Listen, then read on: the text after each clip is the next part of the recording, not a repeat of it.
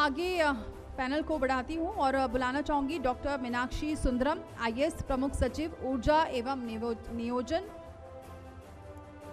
उत्तराखंड को ऊर्जा प्रदेश कहा जाता है और मैं रमेश चंद्रा सर से चाहूंगी कि आप आएं और उन्हें सम्मानित करें। बुके देकर उनका स्वागत किया जाए और अब इस चर्चा को आगे बढ़ाएंगे क्योंकि उत्तराखंड को ऊर्जा प्रदेश कहा जाता है। इसको लेकर और क्या रणनीतियां हैं, इस पैनल को आगे बढ़ाएंगे जेपी। तो राज्यों की हाइड्रो पावर परियोजनाएं हो या फिर सौर ऊर्जा के क्षेत्र में आत्मनिर्भरता की ओर बढ़ रहा है उत्तराखंड, लेकिन क्या चुनौतियां हैं, इस पर चर्चा करेंगे आगे।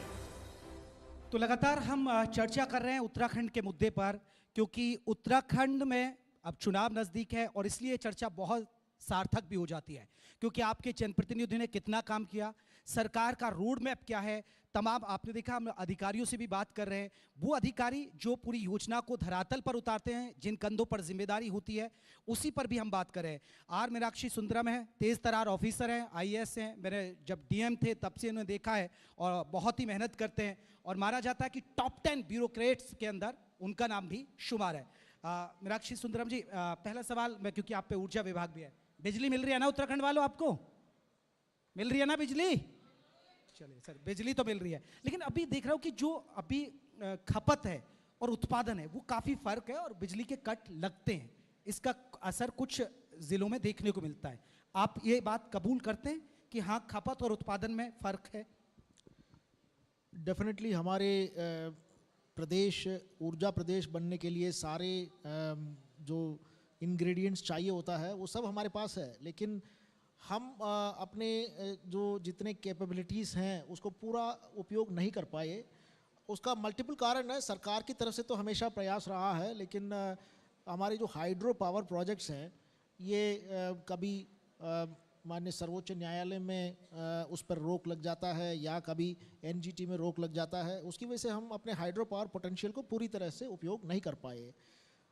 अभी भी अगर आप देखेंगे तो हमारा जो स्वयं का उत्पादन है ये लगभग 40-45% हमारे डिमांड के सापेक्ष है, लेकिन हम वेरियस सोर्सेस से अपना जो पावर का परचेस है वो कर लेते हैं। उपभोक्ता को परेशानी नहीं होने देते हैं। अभी इस समर में अगर आप लेंगे तो कई सारे बड़े प्रदेशों में बहुत ज़्यादा बिजली की कमी है, लेकिन हमने समय रहते हुए एक मीडियम टर्म पावर परचेस का एग्रीमेंट कर दिया था और साथ में एक शॉर्ट टर्म का भी किया था। भारत सरकार से कुछ अनुरोध किया था, सेंट्रल पूल से 150 मेगावाट मांगा था, तो समय रहते हुए हमारी व्यवस्था हो गई थी। लेकिन इस बार और पिछले बार भी कुछ समस्या ट्रांसमिशन और डिस्ट्रीब्यूशन इंफ्रास्ट्रक्चर को लेकर के खड़ी होती है, क्योंकि डिमांड जब बहुत ज़्यादा बड़ी हो जाती है बिजली की अवेलेबिलिटी के साथ साथ क्या आपका ट्रांसमिशन और डिस्ट्रीब्यूशन नेटवर्क उस लोड को लेने के लिए रेडी है। तो क्योंकि कई बार ट्रिप हो जाता है, जब ट्रिप हो जाता है ये लाइन का फॉल्ट हो जाता है तो लोग सोचते हैं कि रोस्टरिंग किया जा रहा है, तो रोस्टरिंग नहीं है। रोस्टरिंग तभी किया जाता है जब बिजली की अवेलेबिलिटी ना हो। बिजली की अवेलेबिलिटी है लेकिन जो आपका डिस्ट्रीब्यूशन लाइन है वो इस लोड को नहीं ले पा रहा है, तो उस इशू को भी हम लोग एड्रेस कर रहे हैं। काफ़ी हद तक इस साल में एड्रेस कर चुके हैं और कुछ वर्क जो है नेक्स्ट ईयर में भी हम लोग टेकअप कर रहे हैं। सर, बहुत सारी योजनाओं की जिम्मेदारी धरातल पर उतारने की आपकी है, क्योंकि प्लानिंग आप देखते हैं। अभी उत्तराखंड के लोगों को कौन सी बड़ी बड़ी परियोजनाएं धरातल पर दिखेंगी, बता पाएंगे आप सर? देखिए, कई सारे इंफ्रास्ट्रक्चर प्रोजेक्ट्स जो हैं अभी पाइपलाइन में है। हाल ही में आपने देखा दिल्ली देहरादून एक्सप्रेसवे, जिससे अभी दिल्ली और देहरादून की जो ट्रैवल का टाइम है ये केवल 2.5 घंटे रह गया है। अभी शायद ही कोई फ़्लाइट पकड़ते हैं, सब बाई रोड निकलते हैं, बहुत कंफर्टेबल हो गया है। इसके अलावा Rishikesh Karnaprayag rail line project एक बहुत बड़ी परियोजना है और उसको 2028 में कमिश्निंग होने की संभावना है। बहुत तेज़ी से काम चल रहा है। ऐसे ही टनकपुर बागेश्वर रेल लाइन परियोजना का भी जो सर्वे है वो पूरा हो चुका है। अभी 3 अलाइनमेंट ऑप्शंस राज्य को भारत सरकार ने दिया है और उस पर हम लोगों को अपना ऑप्शन देना है। ये मुद्दा बहुत पुराना है, पहाड़ पर रेल चढ़ पाएगी? जी देखिए, पहाड़ पे बिल्कुल चढ़ सकती है। इंजीनियरिंग सॉल्यूशन सब चीज़ों के लिए है। लंबा वक्त क्यों लग रहा है? बहुत दिन से सपने देख रहे हैं उत्तराखंड के लोग, बहुत दिन से, कि ये रेल मार्ग जल्दी बन जाए जो टनकपुर वाला है। नहीं, अगर आप Rishikesh Karnaprayag rail line project की देखेंगे तो जब से प्रोजेक्ट को स्टार्ट किया था काफ़ी तेजी से ही आगे बढ़ा है। MOEF के क्लियरेंसेस, एनवायरमेंटल क्लियरेंसेस भी इतने तेजी से आगे बढ़ी हैं, तो अब 2028 में अगर हम लोग वहाँ तक ले जाते हैं तो ये बहुत ही अच्छा अचीवमेंट है। सर, एक हरिद्वार कॉरिडोर का भी आप जिक्र कर रहे थे जी, हरिद्वार कॉरिडोर की क्या प्लानिंग है? हरिद्वार ऋषिकेश शारदा कॉरिडोर 3 परियोजनाओं पर काम चल रही है। क्योंकि आप लोगों ने देखा होगा काशी विश्वनाथ कॉरिडोर बहुत शानदार तरीके से बना है और साथ में महाकाल कॉरिडोर भी बना है, पूरी जगन्नाथ कॉरिडोर भी बना है। तो ऐसे धार्मिक जगहों पर बहुत ज़्यादा क्राउड आता है और कई बार उस क्राउड के लिए जगह नहीं होता, मैनेजमेंट सही ढंग से नहीं हो पाता है, स्टैम्पीड होने की संभावना रहती है, अच्छे यूटिलिटीज़ नहीं मिल पाते हैं।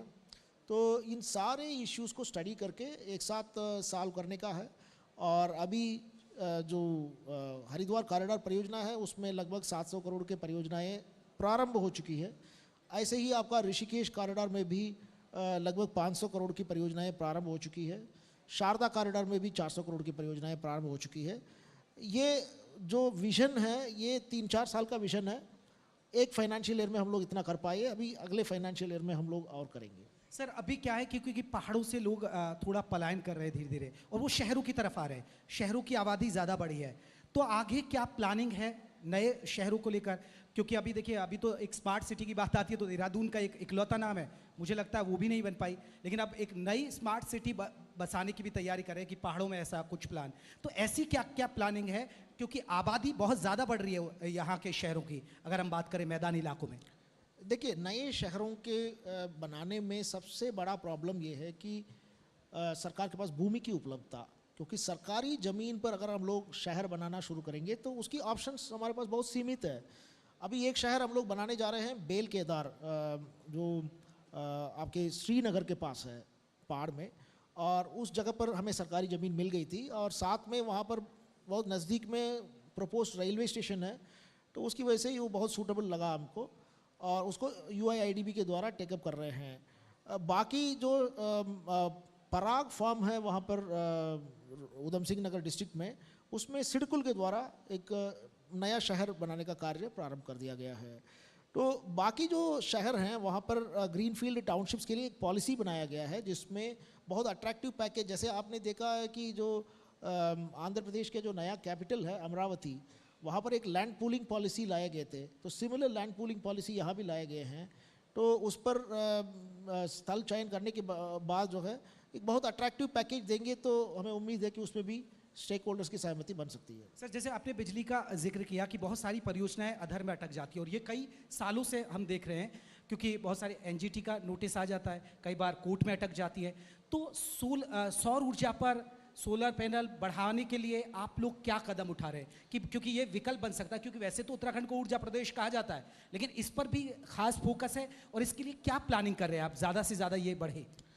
देखिए, सौर ऊर्जा में कुछ लिमिटेशंस हैं। लिमिटेशंस क्या है, आप अगर सौर ऊर्जा में बहुत ज़्यादा करने वाले प्रदेश को देखेंगे, राजस्थान, गुजरात या आंध्र प्रदेश, तमिलनाडु, उनके पास बहुत ज़्यादा बंजर ज़मीन है जिसमें कोई अन्य उपयोग हो नहीं सकता। तो वहाँ पर सौर ऊर्जा का बड़े बड़े प्रोजेक्ट्स लग रहे हैं।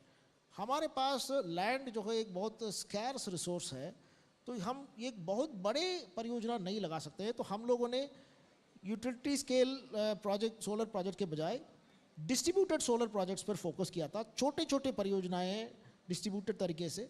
एक स्कीम हमने लॉन्च किया था, मुख्यमंत्री सौर स्वरोजगार योजना, जिसके तहत 200 किलोवाट तक की परियोजनाएं लगती है।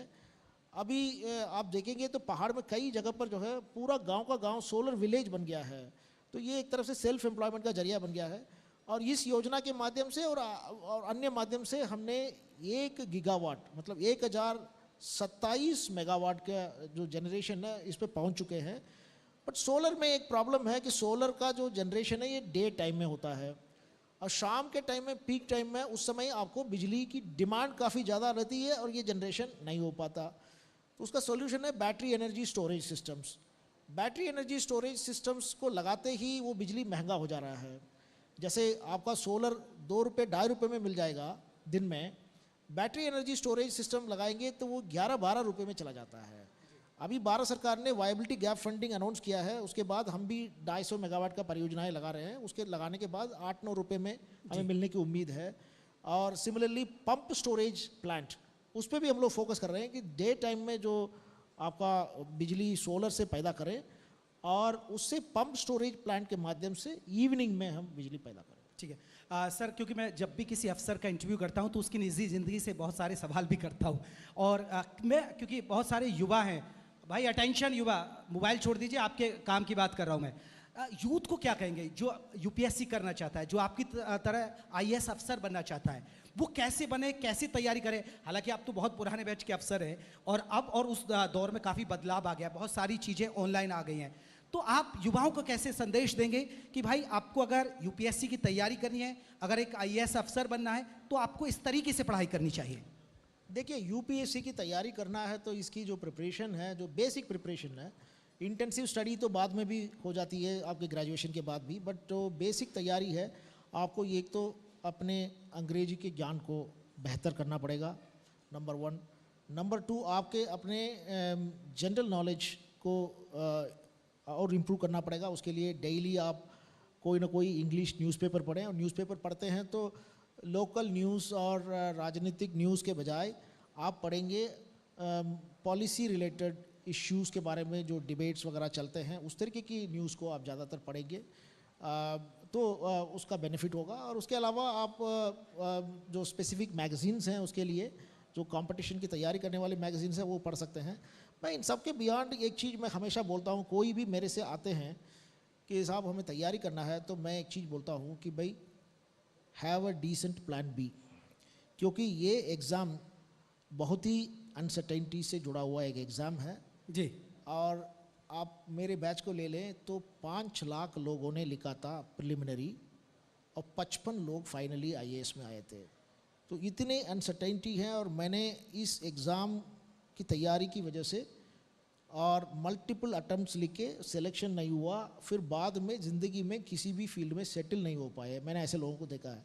मैं हमेशा बोलता हूँ कि पहले आप पढ़ करके एक जॉब ले लीजिए और उसके बाद उस पर रहते हुए आप तैयारी करेंगे तो आपका यूथ जो है वेस्ट नहीं होगा।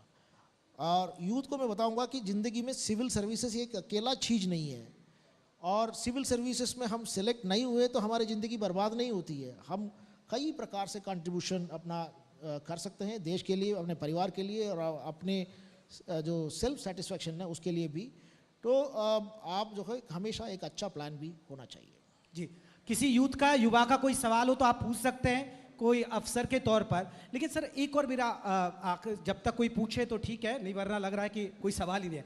एक सवाल ये और है, क्योंकि आप डीएम रहे, अब तो ठीक है आप देहरादून में ज़्यादातर पोस्टेड है, तो आप कैसे मैनेज करते हैं पर्सनल ज़िंदगी और प्रोफेशनल के साथ, क्योंकि एक अफसर के लिए बहुत तालमेल हो जाता है। मैं इस पर जवाब लूँगा।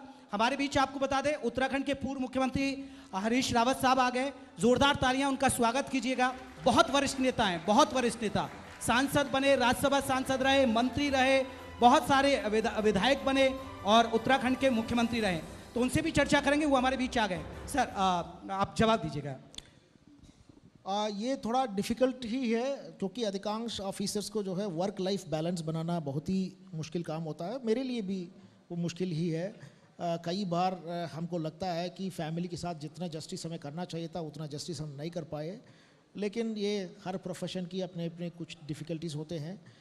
ये प्रोफेशन ऐसा है कि जिसमें आपको कई बार छुट्टियों के दिन में भी काम करना पड़ता है, और आपके जो डेज़ हैं वो बहुत लेट इवनिंग तक भी एक्सटेंड होता है।